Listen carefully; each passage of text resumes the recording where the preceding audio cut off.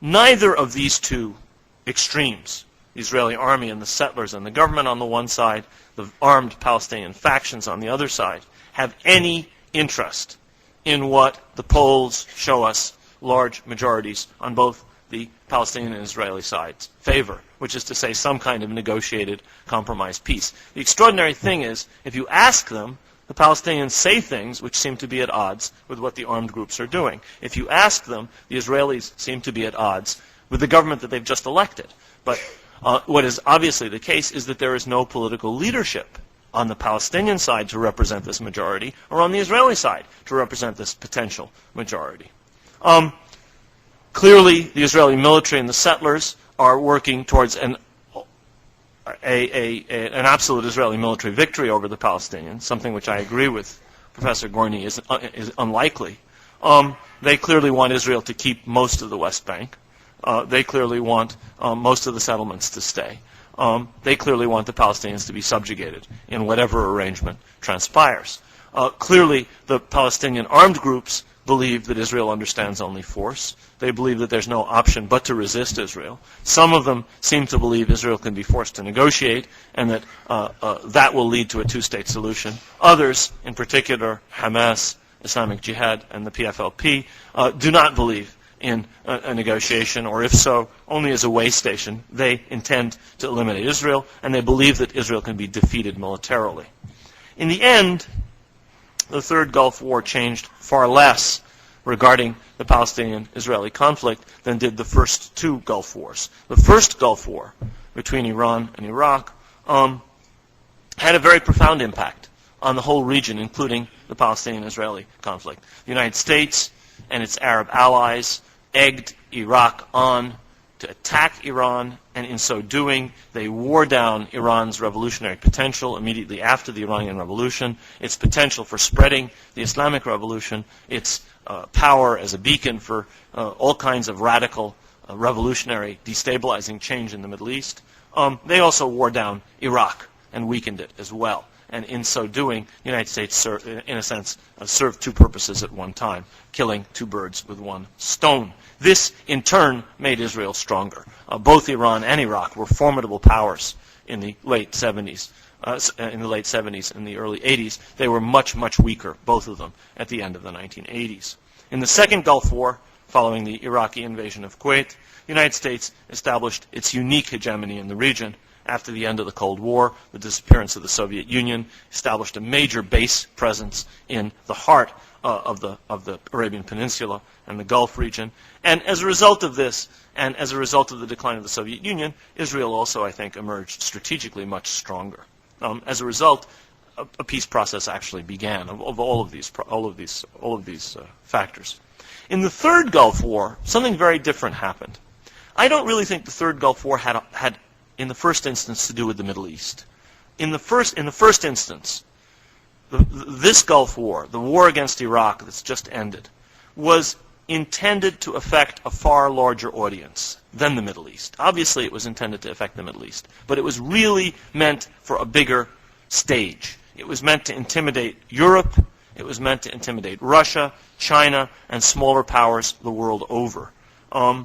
It obviously also was meant to intimidate Middle Eastern states, but that was not its primary audience, as far as I can tell.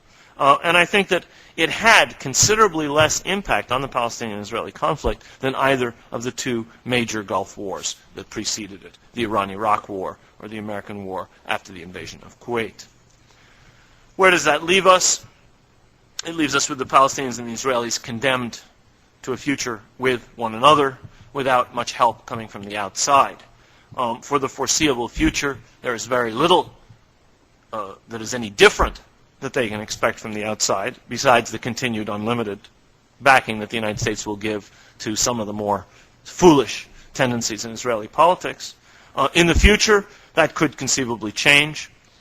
There are several factors that lead me to think that it might change. One of them is the fact that Europe has a vital interest in this conflict being resolved. An increasing proportion of the population of the largest countries in Europe has deep, profound ties to the Islamic world. There are millions of Muslims in France. There are millions of Muslims in Britain. There are millions of Muslims in Germany. There are growing Muslim populations in Spain and Italy. They can ignore at their peril the continuation of this conflict. It affects them. The last thing they want is the importation of the Arab-Israeli conflict into their domestic politics, and it's already begun. 2 terrorists born and bred in Britain carried out an attack in Tel Aviv 2 weeks ago. These are Britons. These are people who have nothing to do with Palestine. They're Pakistani in origin, or Bangladeshi in origin, or Indian. They're Britons. Their first and only language was English. They grew up in Bradford and London. This is an example of a trend which terrifies Europeans. Europe has a choice. It can allow the United States to run this conflict, to manage this conflict in the backhanded way that it has done for the past several decades, because America doesn't really care. This conflict does not threaten vital American interests. And so it can continue or not continue. Some presidents have tried to solve it, some have not. But basically, it's not perceived as a vital issue for most American presidents on most days. Europe does not have that luxury. So sooner or later, Europe may or may not perceive that it has to act, if need be unilaterally, to do something to end this conflict. Ideally, to persuade the United States of this. Ideally, to do something with the United States. This, in some small measure, is what the quartet represents, but it is a feeble thing. The second power that might come to feel the same way is Russia.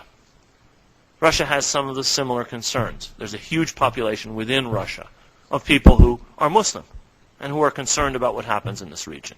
And it is clear from its behavior over Iraq, as it was clear from Europe's behavior over Iraq, that there are grave misgivings over the course of American policy there. It may be that over the Arab-Israeli conflict, Russia too will start to develop a policy of its own which says we really want to solve this conflict and we're not going to let you do it by yourselves.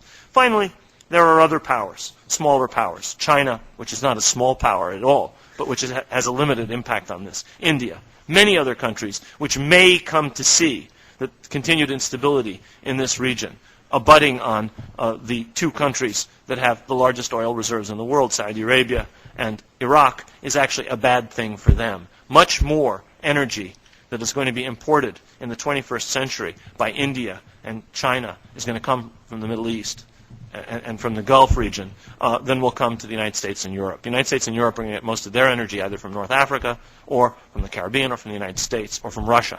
But East Asia is going to get, and South Asia are going to get most of their energy from the Gulf. So they actually have an interest, maybe not in the 2020 or 2030, but perhaps in 2040, 2050, in solving this conflict. Finally, there may, or may not, be a response to whatever form of hegemony the United States establishes in this region. We're going to see it work out in Iraq. What kind of future does the United States propose for this country that it now controls utterly? The United States is the occupying power. Whatever it does in Iraq will determine a huge number of things. And how the Iraqis and other people in the Arab world respond to that is going to have an enormous impact on the 21st century. That, in turn, may influence what happens in the Palestinian-Israeli case. I've said that there's very little regional impact on this conflict. That's the case now, and it's been the case for the last 10 or 15 years. But if you go back and look at the late 70s, after the Iranian Revolution, you'll see an enormous impact on this conflict by the Iranian Revolution. Hezbollah was very much influenced by the Iranian Revolution, and Hezbollah basically drove Israel out of Lebanon. So there have been cases in the past where regional upheavals, such as might or might not happen in Iraq, could have a spillover effect on this conflict. Finally, who knows? There's always the possibility of regime change in Washington, D.C. I mean, as of this moment in time, we are still a republic. As of this moment in time, the Florida results notwithstanding, there is an electoral system in this country which should deliver to a majority, at least in each state, the electoral votes of that state, and to a majority of electoral votes, a president. So, conceivably, if the majority of people in a majority of states believe that the course that this administration has undertaken anywhere in the world or domestically is not a good one, we could change our government. And that might or might not have an impact on this conflict. I still think that it'll come down to the things that Professor Gorney talked about. It'll come down to whether the Palestinians and the Israelis can agree on things like refugees, Jerusalem, borders, settlements, water, sovereignty. Those are actually not insuperable issues. Leaving aside the specifics, there were several cases where the two sides came very close. Daba was the last in January of 2001 to agreeing on most of those issues. I don't think the politics of the two countries, two peoples most involved, the Palestinians and the Israelis, and I don't think the regional or the international constellation favor a settlement right now. But I don't, in fact, think a settlement is impossible. Thank you very much.